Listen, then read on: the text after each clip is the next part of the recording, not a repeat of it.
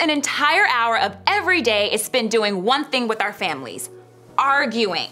Research shows that we average around 6 arguments a day with our family members. That's an average of 42 arguments a week. But it doesn't stop there. We argue about 180 times with our families a month. That's over 2,000 arguments a year. Talk about a lot of arguing.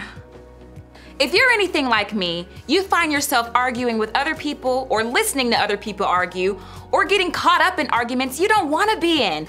A lot. People argue over sports and politics and family stuff and friendship drama and what's ultimately the best Billie Eilish song and if LeBron is really the greatest of all time. You might feel like you spend a ton of your conversations with other people just arguing. Seriously. Stop and think about the last argument you got into or witnessed with someone else. Was it this week? This morning? 5 minutes before you walked in the door today? What was it about? Something really big and important? Or something pointless? Either way, I know how you feel. Because honestly, I've been there more times than I can count. I was 12 years old. Me and my brother were racing to the car for obviously to see who was gonna get the front seat. Not only was I beating him, I tripped while I was running, still beat him to the front seat, and do you know he not only shoved me out of the way, we were literally fighting over the handle of the car, and he slammed my fingers in the door. And guess who got the front seat still? He did. Do you know that we argued the entire time with me screaming and crying in the back seat with swollen fingers? Okay, why am I telling you all this? Well, whether you realize it or not, arguments happen all around us. They happen a lot, with all kinds of different people over all kinds of different things. And honestly, it will probably be this way for the rest of your life. I mean, all you have to do is glance at social media to see people arguing over things like politics and religion to know that that's true. Arguments are everywhere you look. And I think most of us probably feel like arguments are bad. I mean, conflicts usually don't make you feel great, and they can be really difficult and uncomfortable to have. In fact, I think most of us try to avoid arguing if we can, right? I know I do. We may have strong opinions about things, but we don't argue about them because we want to fit in and not stand out. We don't want to offend someone or make someone upset. But here's the thing. I've learned not all arguments are bad. Arguing can actually be good if it's done in a way that's healthy and respectful. That's why I think it's an important subject to talk about. Because if we don't learn how to argue in a healthy way, the quality of our relationships with our friends or family members or teammates or people in our small groups, pretty much everybody we come in contact with, it's on the line. You see, conflict is a part of life.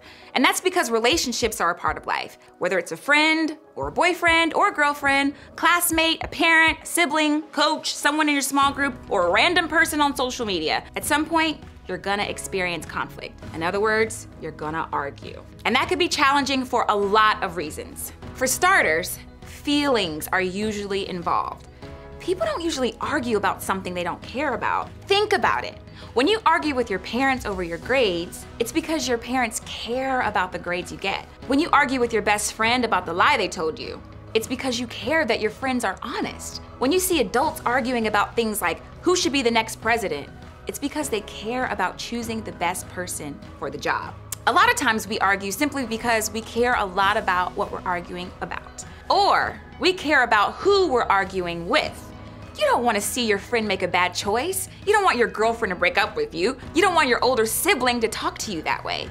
So you argue, not because you want to, but because you care that much about the other person. And when you argue, your feelings get hurt. Someone says something harsh or rude or deeply hurtful in the heat of an argument, and well, those things are hard to come back from. So what do? Well, sometimes we avoid the person altogether. That's what I do.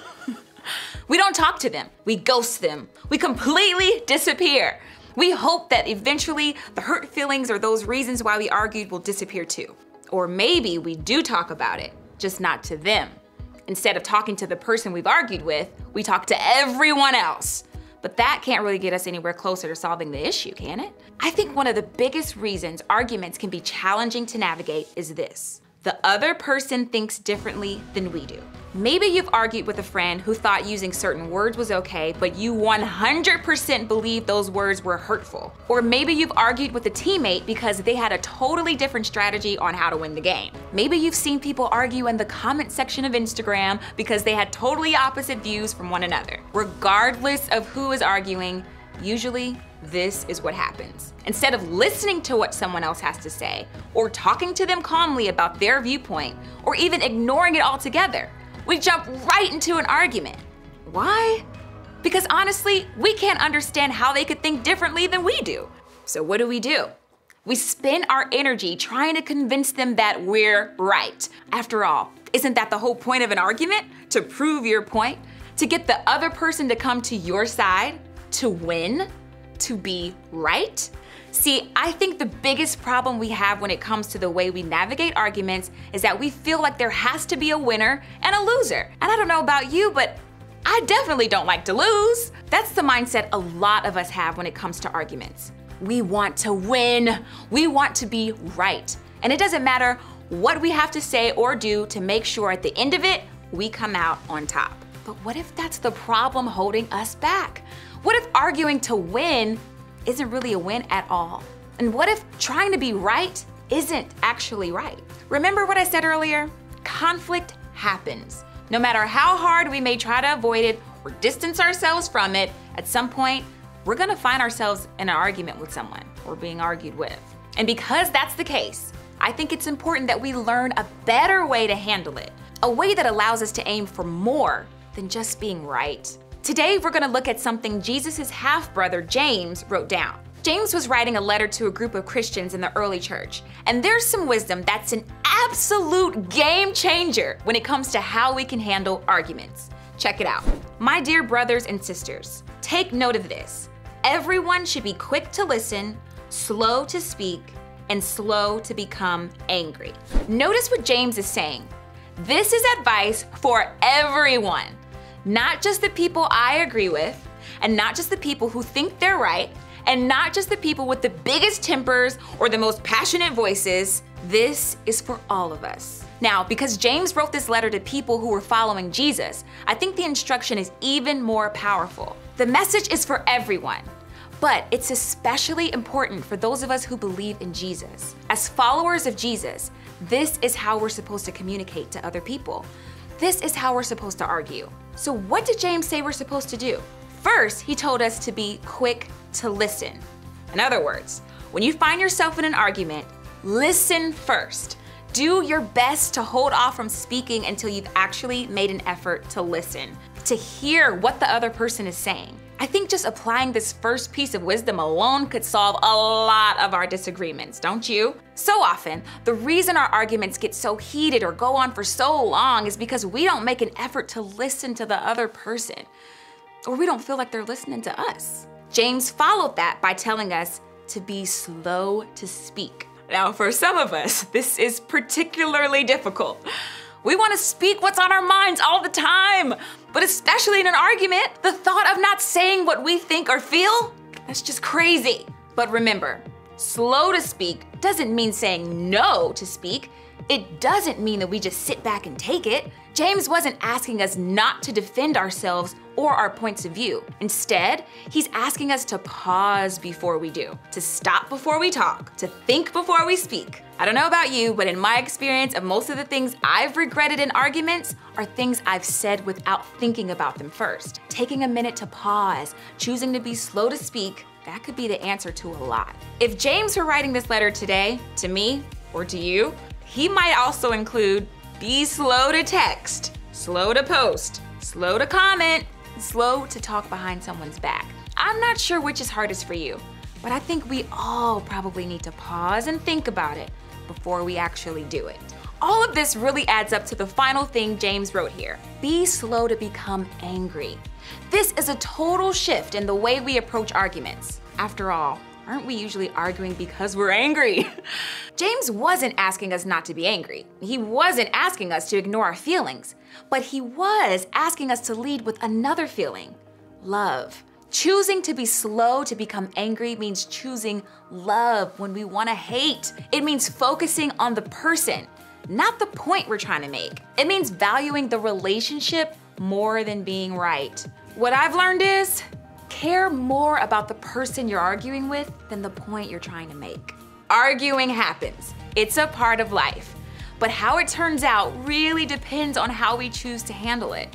So the next time you find yourself in a position to argue, I want to challenge you to care more about the person you're arguing with than the point you're trying to make. I mean, think about it.